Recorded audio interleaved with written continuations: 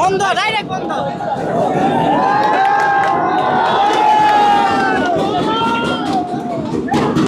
পিচের যে অংশ বা কংক্রিট সেগুলো দিয়েও কিন্তু তারা এখানে অবস্থান নিয়েছে। আমরা ঢাকা সেন্ট্রাল ইউনিভার্সিটি অধ্যাদেশ চাই এবং স্কুলিং মডেলে চাই।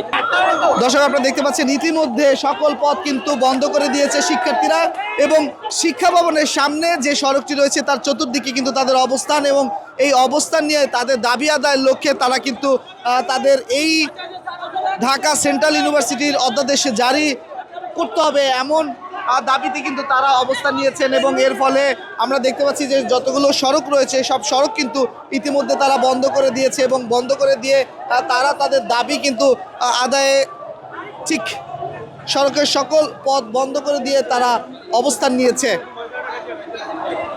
দর্শক আমরা একটু দেখাতে চাই যে এখানে পিচের যে অংশ বা কংক্রিট সেগুলো দিয়েও কিন্তু তারা এখানে অবস্থান নিয়েছে।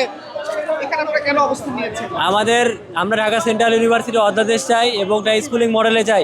আমি নিজে একদম 2024-25 সেশনের স্টুডেন্ট। যদি এত নাটক করার ছিল, সিস্টেমে যদি এতই জট ছিল, তাহলে আমাদের ভর্তি নেওয়ার সময় কেন এই জট ক্লিয়ার করলো না? তারা ঠিকই ভর্তি নিল। ভর্তি নেওয়ার সময় স্যাররা বললো যে তোমাদের এটা ইউনিভার্সিটি হবে। এখন যখন আমরা ভর্তি হতে আসতেছি, আমরা ভর্তি হইলাম, আমাদের 2 মাস ধরে ক্লাস নাই। আমাদের নোটিশ 30 তারিখে ক্লাসে থাকলে 28 তারিখে নোটিশ চেঞ্জ করে। এগুলো কি? আমরা তো অলরেডি শেষ ধরে পড়ে গেলাম। এটার ব্যবস্থা সরকার কি নিবে না? আমরা এতক্ষণ ধরে সুষ্ঠুভাবে আন্দোলন করতেছিলাম, বসেছিলাম, বাট সরকার আমাদের কথা শুনে নাই। তো আমরা ব্লকেট ঘোষণা করছি। টানা তৃতীয়বার অর্জন করেছে দেশের সেরা সুপার ব্র্যান্ড স্বীকৃতি বসুন্ধরা টিস্যু। দর্শক আমরা শুনছিলেন যে তাদের শিক্ষা ব্যবস্থাকে তারা চাচ্ছে সেন্ট্রাল ইউনিভার্সিটি এবং সে কারণেই কিন্তু যখন সরকার থেকে তারা কোনো ধরনের আবাস পাচ্ছে না এরপরেই কিন্তু তারা রাস্তার উপরে এসে অবস্থান নিয়েছেন এবং আপনারা দেখতে পাচ্ছেন এর ফলে কিন্তু ব্যাপক যানজট সৃষ্টি হয়েছে এবং নগরবাসী যারা চলাচল করে তারাও কিন্তু আসলে বিড়ম্বনার মুখে পড়তে হয়েছে এবং সেই চিত্র কিন্তু আপনারা দেখতে পাচ্ছেন।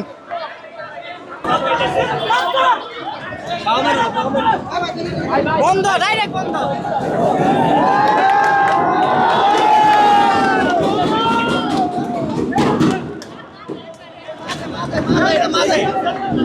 মাঝে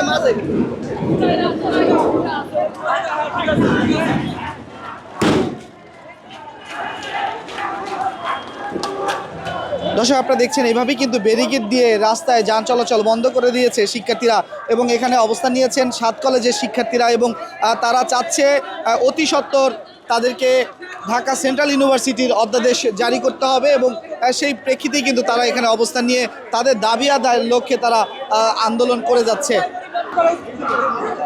দর্শক শিক্ষা ভবনের সামনে ইতিমধ্যে কিন্তু সকল যান চলাচল বন্ধ হয়ে গিয়েছে এবং ঠিক শিক্ষা ভবনের সামনে যে সড়কটি রয়েছে সেই সড়কের মধ্যভাগে অবস্থান নিয়ে স্লোগানে উত্তাল করে রেখেছে শিক্ষার্থীরা এবং তারা বলছে যতক্ষণ পর্যন্ত অধ্যাদেশ জারি করা না হবে তারা এই স্থানটি ছাড়বে না এবং তাদের যে দাবি সেই দাবি আদায়ে তারা অনড় থাকবে।